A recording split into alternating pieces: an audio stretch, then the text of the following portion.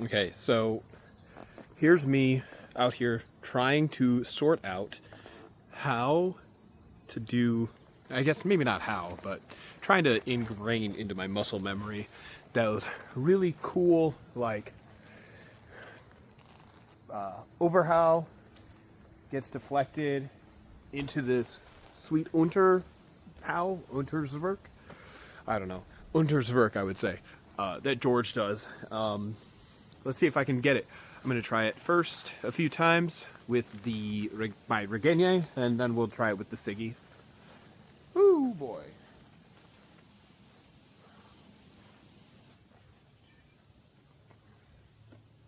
Obviously, I'm going to start slow with these, because, you want to make sure that you can get it on target first. So, I shoot, I've been parried, and then we step off. I don't know if he steps in, but that felt pretty okay. I'm going to try compass stepping out. So I'm going to get parried. Whoa, that's not a compass step. Compass step? That didn't feel quite right. I think I need to just work on my Unterzwerks first in general. But here we go, alright? I've been parried and off. Okay. That ended up being more of just like a kind of higher up Zerk. I really want to get that like thick under angle. So it's like, bam. Okay. So here we go. Bam. Ooh, that one felt good. Okay, two more.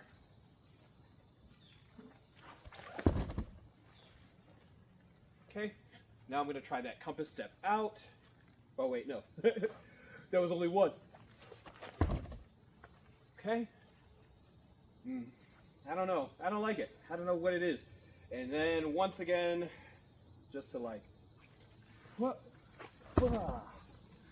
it feels pretty good as actually a feint. Trying it with the Siggy next. I don't know why I'm showing you this sword.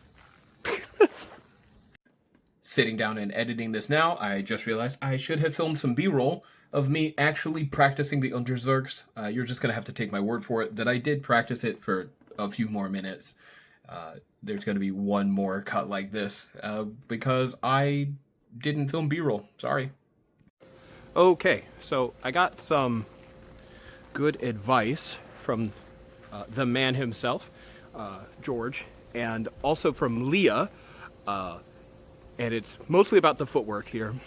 George commented that when he does it, he likes to kind of lower his level and rotate his hip into the Unterzwerk, like he's throwing a hook, and that's where that speed comes from, and that makes a ton of sense, and absolutely explains why, when it happens, your hand can go numb. It's a lot of power doing that. And I have tried both of these things out. And Leah was saying that she likes to take a triangle step out towards the left. And so I'll also display that. Take a triangle step out to the left when throwing the Unterzwerk. So I'm also going to show that. And this time we have the Siggy. Also, look at this. My poor Siggy gets hit right there so often. And what's funny is I think a lot of my hand calls, or when hand is called on me, is actually that. Look at how chewed up that is. And it's like totally clean everywhere else, but I don't know. I just get hit there a lot, apparently. Well, not me, my sword. Anyways, I'm going to shut up and show the thing. Okay. So, I'm going to try it George's way, or I'm going to show it George's way, where we come in, and then we're going to dip down, and we're going to, and that's a ton of power. And I'm going to do it fast now. Oh, that feels vicious. Okay. And now I'm going to show it Leah's way, and I'm going to talk about my one concern there. Which, if Leah's doing it, it's probably not that big a deal. But, if I step out, and then I step off to the left and throw it, this gives me that nice deep angle, which is what Leah said, and it makes a lot of sense. But my problem is that I cross the path, I cross the center line doing that, and I'm not guarded while doing so, right? So I step out here, and then because I am stepping out, I'm actually crossing the path of a sword, or the potential path of a sword, while my sword is moving away from me. So it's like, bam, or moving away from the target, and isn't in between me and the target. I don't know. Either way, I think both of these methods are really good. It's just a small concern, right? Oh, now I didn't get into a good proper thumb grip there, so I'm gonna try it again. That time we did. The thinner handle on my Siggy makes that work really well. This girl is a mover. She likes to be in motion, baby. But she doesn't like to stop.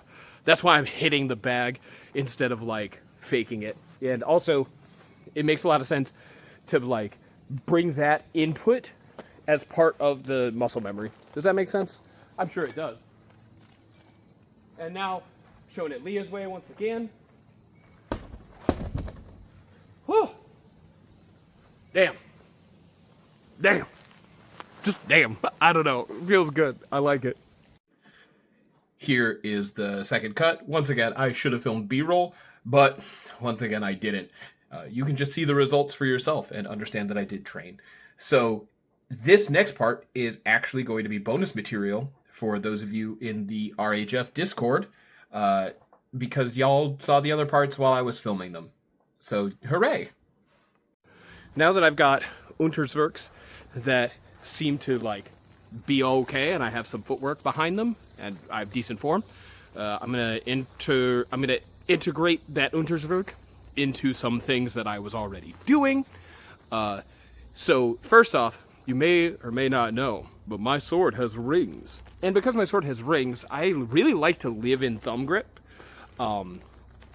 It's very handy, especially because I like point forward guards. But one of the things that I like to do is I like to defend myself from Oberhaus with a Krumpau instead of a simple parry. So I like to Krumpau into the shield. And it's very fun, very flashy, very cool. But so many times that Shielhau just gets parried. And so I think I can respond to that, or mix in an Unterhau on the back end of that. And that'll also give me some mix-ups, which is a fighting game term. Okay, so just for an example, right? An Oberhaus coming, I crump it, and then after the crump, I wheel around into the Shielhau. Now, that wheeling around gives my opponent a lot of time, and that's why this gets parried a lot. But it's still really fun. So, if I add in, bam, right, and it's probably going to be a pretty deep parry. It usually is, but then I could, and this is using Leah's step, right?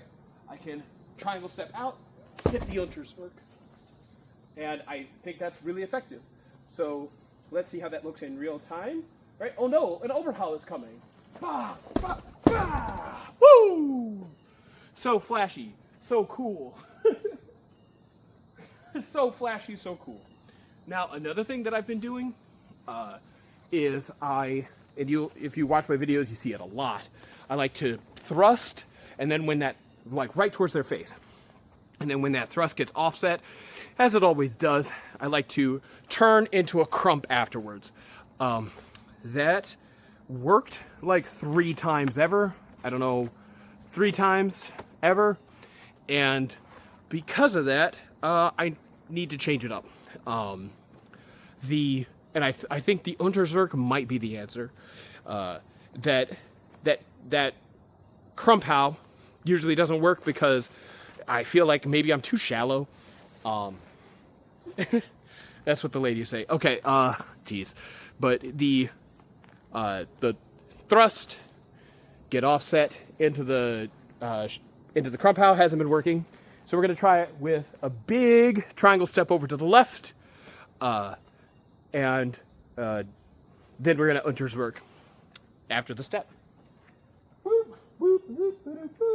Now I'm gonna imitate a thrust that somebody hit me with at Brick City Brawl 2025.